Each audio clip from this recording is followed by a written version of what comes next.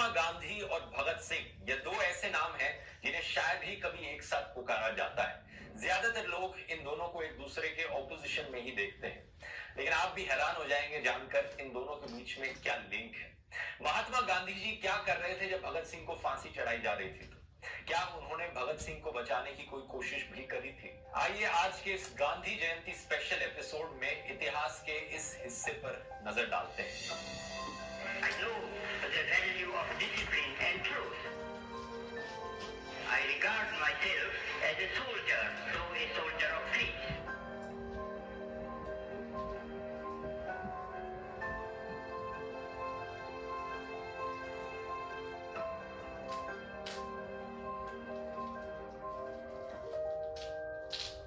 अपनी इस कहानी की शुरुआत करते हैं साल 1919 से, जब महात्मा गांधी ने नॉन कोऑपरेशन मूवमेंट लॉन्च करी थी। भगत सिंह, चंद्रशेखर आजाद और भगवती चरण वोरा जैसे कई और रेवोल्यूशनरीज ने इस नॉन कोऑपरेशन मूवमेंट में पार्टिसिपेट किया था गांधी जी के साथ। लेकिन फरवरी 1922 में इस मूवमेंट को विड्रॉ कर दिया जाता है गांधी के द्वारा, क्योंकि चौरी चौरा का जो इंसिडेंट होता है वो वायलेंट बन जाता है। और जैसा आप जानते ही होंगे, महात्मा गांधी वायलेंस के सख्त अगेंस्ट होते हैं, इसलिए इस मूवमेंट को यहीं खत्म कर देते हैं। In retaliation against brutality, a crowd had attacked a police post at Chauri Chaura. Hearing of this instance of violence, Gandhi immediately called a halt to the movement. लेकिन ऐसा करने से बहुत से रेवोल्यूशनरीज डिसइल्यूजन फील करते हैं। उन्हें लगता है उनके साथ अब धोखा हो गया है। वो तो इतने जोश में थे कि आजादी पाकर रहेंगे, लेकिन अचानक से अब इस मूवमेंट को कॉल ऑफ कर दिया गया है। ऐसे में क्या किया जाए? कुछ रेवोल्यूशनरीज जैसे कि मोतीलाल नेहरू और सीआर दास डिसाइड करते हैं हम अपनी एक नई पार्टी बनाएंगे, तो वो स्वराज पार्टी बना लेते हैं। कुछ युवा लोग डिसाइड करते हैं कि हम अपनी नई एसोसिएशन बनाकर इस रेवोल्यूशनरी काम को जारी रखेंगे, जैसे कि हिंदुस्तान रिपब्लिकन एसोसिएशन HRA को बनाया जाता है। राम प्रसाद बिस्मिल और सचिंद्र नाथ सन्याल के द्वारा 1923 में ये इनका मैनिफेस्टो भी लिखते हैं, जिसका नाम होता है द रेवोल्यूशनरी। अगस्त 1925 में फेमस काकोरी केस होता है, जब 10 HRA के रेवोल्यूशनरीज एक ट्रेन को लूटते हैं।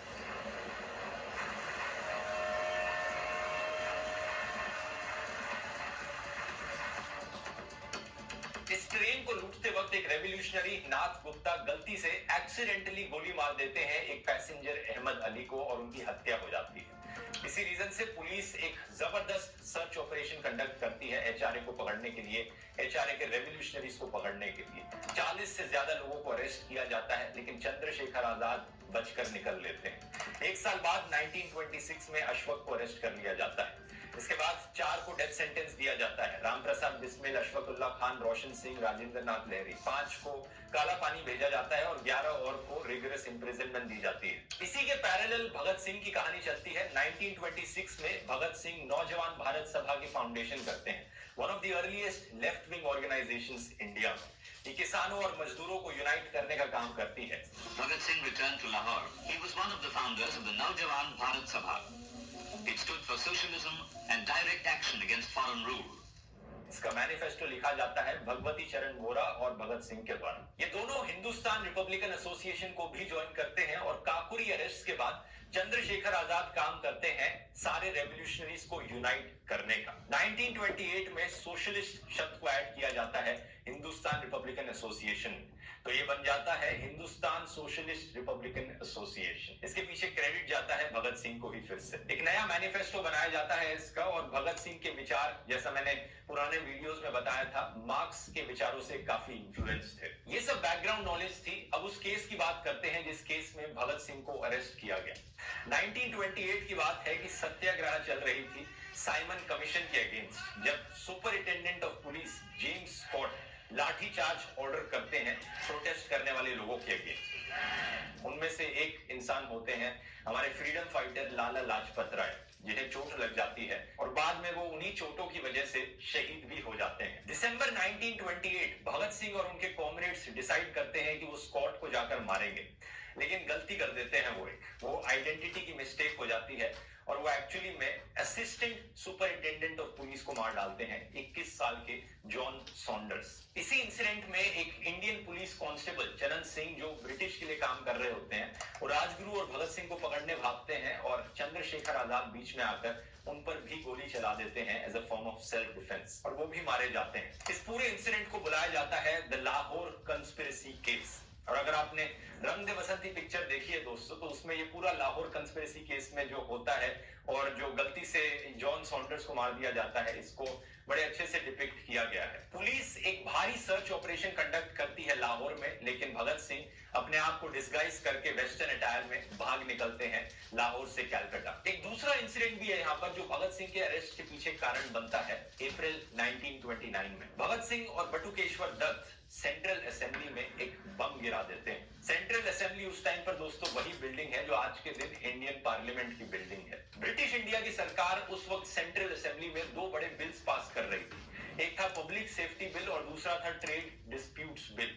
ये दोनों बिल्स का बेसिकली कंक्लूजन ये निकल रहा था कि सारी स्ट्राइक्स को ये इलीगल डिक्लेयर कर रहे थे, मतलब सरकार के खिलाफ प्रोटेस्ट करना ही इलीगल बनाया जा रहा था ब्रिटिश सरकार के द्वारा। एक इंटरेस्टिंग फैक्ट, सरदार वल्लभ भाई पटेल के जो बड़े भाई होते हैं वित्तल भाई पटेल, वो असेंबली के प्रेसिडेंट थे और उस वक्त वो सेंट्रल असेंबली में ही मौजूद थे। इनफैक्ट वो अपनी चेयर से खड़े ही हुए थे इन्हीं बिल पर रूलिंग देने के लिए कि भगत सिंह और बटुकेश्वर दत्त आकर बम फेंक देते हैं हाउस के बीच में, गैलरी में, और स्लोगन्स उठाते हैं, डाउन विद इंपीरियलिज्म, इनकलाब जिंदाबाद, और कार्ल मार्क्स का famous slogan workers of the world unite. ये बम गिराने के बाद वो वहां से भागे नहीं, बल्कि उन्होंने अपने आप को अरेस्ट करवा दिया। और ऑब्वियसली आप जानते ही होंगे ये जो बम गिराया जाता है ये एक लो इंटेंसिटी बम होता है। इसका मकसद ये नहीं था कि किसी को मारा जाए बम गिरा के, बल्कि लोगों के कान खोले जाए। इस बम को गिराने के बाद कुछ छोटी मोटी इंजरीज ही आती हैं 6 लोगों को, और किसी की मौत नहीं होती। इनफैक्ट ये जो बम गिराने का इंसिडेंट था पार्लियामेंट के बीचों बीच, ये इंस्पायर्ड होता है 1893 के एक इंसिडेंट से जो फ्रांस में हुआ था। फ्रेंच एनार्किस्ट ऑगस्टे वैलियांटे ने एक बम गिराया था चेंबर ऑफ डेप्यूटीज के बीच में। उन्होंने अपनी स्पीच में कहा था कि कैपिटलिज्म से भयंकर नुकसान होने लग रहा है लोगों को, जहां पर गरीब लोगों को और मजदूरों को एक्सप्लॉइट किया जाने लग रहा है। उन्होंने कहा था ये बम मैंने इसलिए गिराया है ताकि इन बहरे लोगों के मैं कान खोल सकूं। इस बम फटने की जो आवाज गूंजेगी शायद वो इन बहरे लोगों के कान खोल दे। It takes a loud voice to make the deaf hear. तो उनका भी मकसद किसी को मारना नहीं था ये बम फोड़कर यहाँ पर, बल्कि एक मैसेज कन्वे करना था। और इसी इंसिडेंट से भगत सिंह और बटुकेश्वर दत्त इंस्पायर्ड थे। इनके अरेस्ट होने के बाद 7 मई 1929 को इनका ट्रायल शुरू होता है और फर्जी आरोप लगाए जाते हैं भगत सिंह के खिलाफ। ये कहा जाता है कि भगत सिंह ने गोलियां भी चलाई थी सेंट्रल असेंबली में। इन पर ना सिर्फ एक्सप्लोजिव एक्ट्स का आईपीसी सेक्शन लगाया जाता है, बल्कि 307 सेक्शन भी लगाया जाता है अटेम्प्ट टू मर्डर का। जबकि साफ क्लियरली दिख रहा था ये कि भगत सिंह का इंटेंशन किसी को मर्डर करना नहीं था, यहाँ पर बस एक मैसेज कन्वे करना था। कोर्ट में भगत सिंह खुद को रिप्रेजेंट करते हैं कुछ लीगल एडवाइस लेने के बाद, और बटुकेश्वर दत्त को रिप्रेजेंट किया जाता है कांग्रेस के मेंबर और एमिनेंट लॉयर आसिफ अली के द्वारा। करीब 1 महीने बाद ब्रिटिश हुकूमत के अंदर ये कोर्ट इन दोनों को सजा सुनाता है लाइफ इम्प्रिजनमेंट की, मतलब 14 साल jail. Soon after the conviction of Dutt and Bhagat Singh, evidence was found in connection with the killing of Saunders and bomb depots were unearthed. Shiv Verma, Jaydev Kapoor, Rajguru, Jatin Das, Gaya Prasad, Kishori Lal and other revolutionaries were arrested.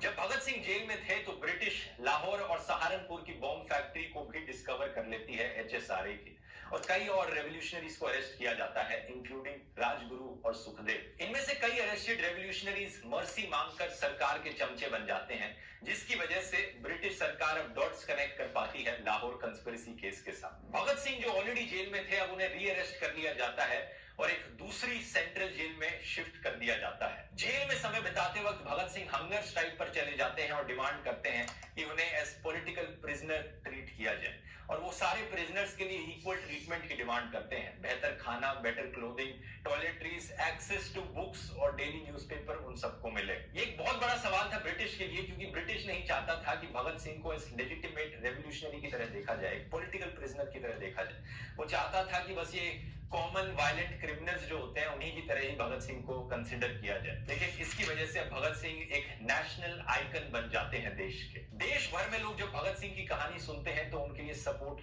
जागता है। The Tribune अखबार ने यहाँ पर एक बड़ा important role निभाया था भगत सिंह की कहानी लोगों तक पहुंचाने में। जो लोग हैं वो लाहौर और अमृतसर में मिलते हैं। सरकार को सेक्शन 144 इंपोज करना पड़ता है लोगों की असेंबली को रोकने के लिए। इसी दौरान भगत सिंह करीब 6.5 किलो अपना वजन लूज कर चुके हैं। दिन प्रतिदिन जैसे जैसे ये हंगर स्ट्राइक लंबी खिंचती जा रही है वैसे वैसे ही भगत सिंह की पॉपुलैरिटी भी बढ़ती जा रही है। वाइसरॉय इरविन को चिंता होने लगी सिचुएशन को देखकर, इसलिए सॉन्डर्स के ट्रायल को एडवांस में ही स्टार्ट कर दिया गया जुलाई 1929। 8 अगस्त 1929 को जवाहरलाल नेहरू आते हैं सेंट्रल जेल में भगत सिंह, बटुकेश्वर दत्त, जतिन दास और कई और रेवोल्यूशनरी से मिलने जो उस वक्त हंगर स्ट्राइक पर बैठे थे। ये रेवोल्यूशनरीज डिसाइड करते हैं कि अपने खुद के ट्रायल को ही बॉयकॉट कर देंगे, लेकिन इस चीज को